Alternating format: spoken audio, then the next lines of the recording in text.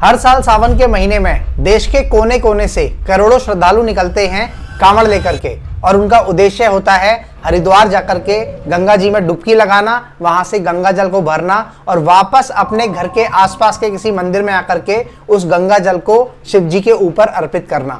फिर चाहे इस यात्रा में कितनी भी कठिनाइयां, कितनी भी परेशानियां क्यों ना आए, चाहे आंधी आए, चाहे तूफान आए, चाहे उनके पैरों पर छाले ही क्यों ना पड़ जाएं, लेकिन उनका ये उद्देश्य हर हाल में पूरा होना होता है और होकर भी रहता है। ये केवल एक धार्मिक यात्रा नहीं है, ये आस्था का महासागर बन चुका है। सड़कों पर हर हर महादेव की गूंज और हजारों किलोमीटर लंबी ये पैदल यात्रा।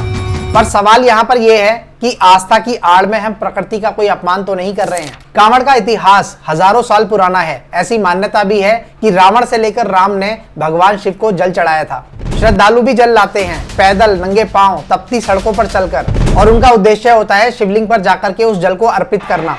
ये परंपरा तो अभी भी जीवित है, लेकिन क्या ये पुराने स्वरूप में है जैसा कि हमारे पूर्वजों ने निभाया था? जिस गंगा को मां कहा जाता है, जिस गंगा का जल आप शिवजी पर चढ़ाते हैं, वही गंगा आज गंदगी से त्रस्त है। हर साल लाखों कांवड़िए गंगा नदी के किनारे डेरा लगाते हैं, डुबकी लगाते हैं, नहाते हैं और वहां से गंगा जल भरते हैं और उसके पीछे छोड़ जाते हैं एक बहुत ही बड़ा कूड़े का, कचरे का ढेर सारा अंबार, जिसमें कि प्लास्टिक की खाली बोतलें, खाली रैपर और गंदे कपड़ों का अंबार बहुत अधिक मात्रा में देखने को मिलता है। गंगा में श्रद्धा के साथ साथ हमारा लालच, हमारी लापरवाही और हमारी गैर जिम्मेदारी भी बह रही है। क्या यही हमारी श्रद्धा है जिसे हम मां गंगा कहते हैं उसके प्रति? आज की कांवड़ यात्रा एक तीर्थ नहीं बल्कि चलती फिरती पार्टी बन चुका है। डीजे की धुनों और बॉलीवुड गानों पर नाचते युवा और पूरी तरह से नशे में धुत ट्रक ड्राइवर्स, बेवजह सड़कों पर जाम लगाते हुड़दंगी और कई जगह दुकानों पर तोड़फोड़। क्या भगवान शिव, जो खुद एक योगी हैं, क्या ऐसी यात्रा से वो प्रसन्न होते होंगे? श्रद्धा तब तक सुंदर है जब तक कि वो मर्यादा और अनुशासन में की जाए। कांवड़िए जहां जहां रुकते हैं वहां पीछे छूट जाती है बेहिसाब गंदगी, खुले में शौच, गंदे कपड़े और प्लास्टिक की बोतलों का अंबार।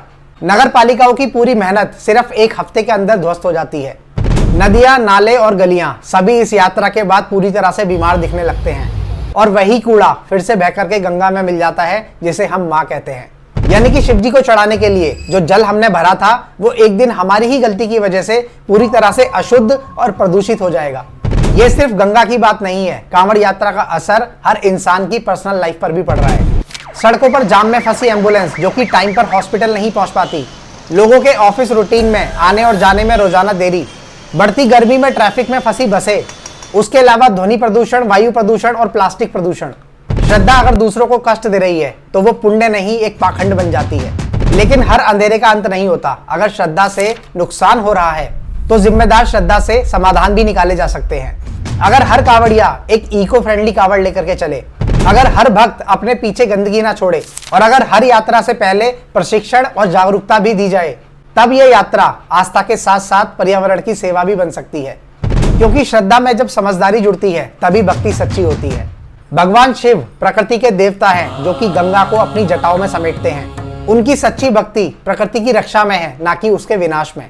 अगली बार जब आप सावन में कांवड़ लेने के लिए जाएं तो सिर्फ बोल बम ना बोलें, बल्कि हर हर महादेव और स्वच्छता जरूरी है। गंगा को बचाइए और अपनी श्रद्धा को सच्चा बनाइए।